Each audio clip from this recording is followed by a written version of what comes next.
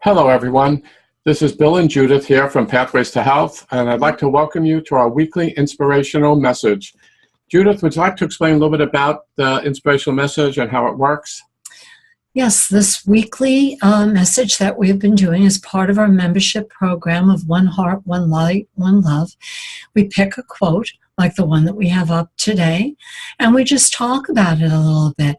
But what we'd like you to do is, while you're listening to our exchange and our thoughts, is to think about what it means for you. Now, you're going to be able to listen to this as just an audio if you don't have video available to you, or you can listen to audio and video. And then the really nice thing about all of these programs that we're doing each week is they are recorded, so you can play them at another time when it's convenient to you. And the meditation part is a really, really wonderful journey. Now, you always want to do that part when you're not operating a motor vehicle or any kind of equipment whatsoever, when you could be quiet and still in a relaxed place for a little bit. And the purpose of the journey is then to take you on a guided visualization to the actual quote itself so that you can bring it into your heart and explore further what it means to you. Right.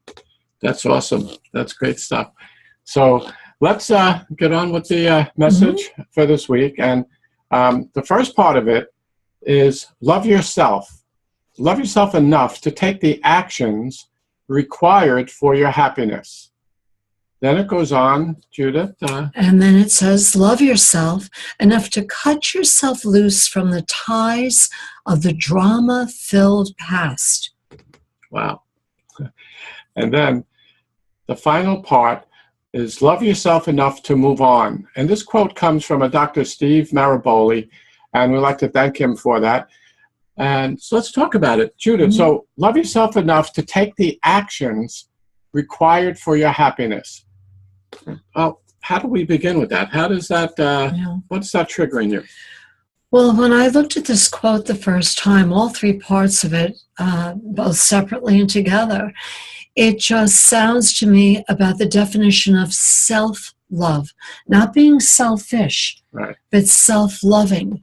And sometimes to be self-loving is to take actions, that are good for you, that are loving for you, to make choices that ultimately help you become the most genuine version of yourself that you can. And sometimes the people around you don't necessarily see your choices or your actions fitting into, way for them. right. into either for them or for their definition of who you are or what they think is good for you.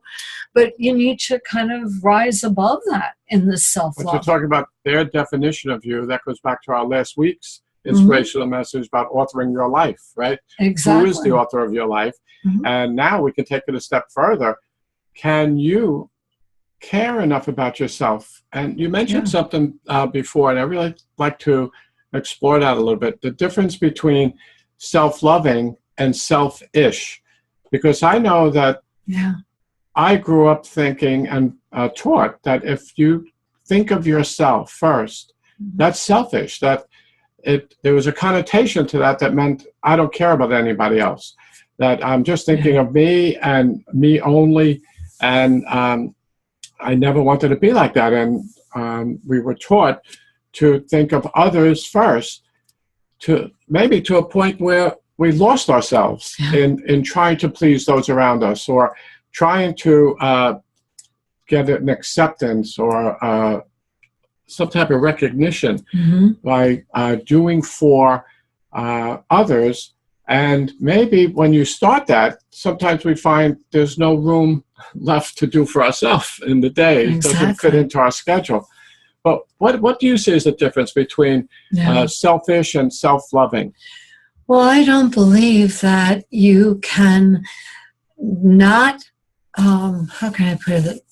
You can't be in a position of constantly ignoring your own needs and your own happiness for the sake of someone else, like almost to do for others, but with a deprivation to the self. Because eventually what happens is, if we live our lives just doing for others, never doing what is good or loving for ourselves in any way, a resentment will build. Absolutely. And I've seen it over and over again where people will say, oh, they're constantly giving, they're constantly doing, and they do nothing for themselves and nothing for myself. And there's a bitterness. So that's not being in alignment with what we would call spiritual love. Alignment in spiritual love is a win-win. It's understanding and knowing what loving choices and decisions are for yourself, so that you can better be in service to somebody else, or so that you can better respect what somebody else may need. Otherwise, we can get crossed very, very easily into anger. Doesn't anybody see me? What about me? And again, that just moves you further away from love. Right. In any sense, whether it's self-love or loving in a relationship. So selfish then is really what I was talking about before, where a person is so self-absorbed that they can't think of anyone else, that everything revolves around them. Yeah. And that is far from self-loving as well as loving another as you can get, because love has to be, as you said before, I agree 100%, a win-win situation. When you're doing something for the highest and greatest good, everyone should benefit. Exactly.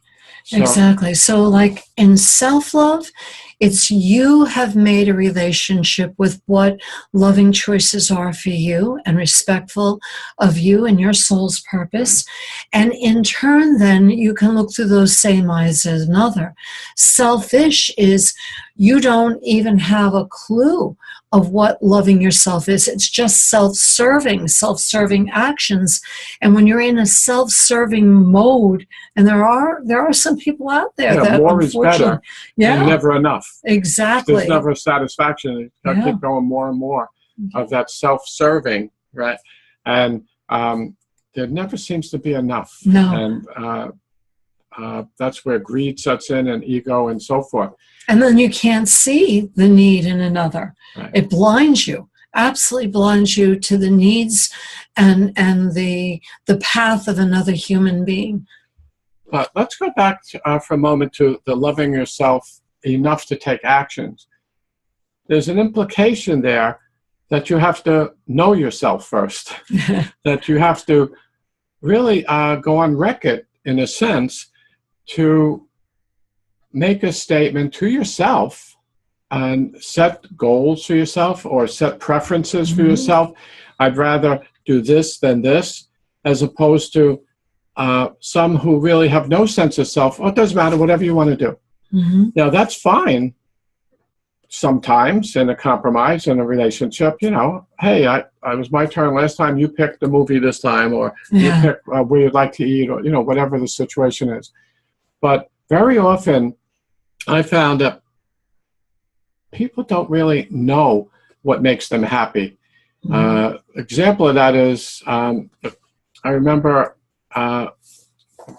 being homesick, and my mother would want to make something for me, right? And she said, would you want this? And I would say no. I didn't know what I wanted. So everything that she offered, because I was so miserable with a head cold or whatever, that I didn't know what I wanted. I just didn't want to feel bad, So when she kept asking me, I just diverted, because I was a victim then. And I was, very much wrapped up into, you figure out something for me. And I don't think I'm alone in that. I think there was many, and still are many people who really don't know what they would prefer. And I think that's the first step. Right? Well, it's self-reflection. It's self-reflection. We use a term, and we'll be talking about it like during later shows, about becoming a loving observer of your life. First, you have to recognize that where you currently are and what you're currently doing is no longer serving you, that there's a state of unrest or unhappiness, that you're out of balance, there's a conflict inside. So first recognizing that there's some kind of conflict, there's some kind of need that isn't being met, and then reflecting on what that might be, and then what you can do to change that. What actions can you do instead of making somebody else responsible or expecting the world to know what it is that you need? Oh, you mean that didn't work what I was doing? Huh? No, not at all. That you need to just sit with yourself and say, you know, what is it that I can do? What simple steps can I do that can bring me some more happiness that isn't contingent on somebody else? I love nature. I love walking in nature. I love hiking. I love camping. And I allowed my life to get very, very busy, where that part of my life was kind of put on the back burner. Now, I could blame busyness. I could blame my family. I could blame my business. I can blame a million things. I could blame the economy. I could blame 1,000 things.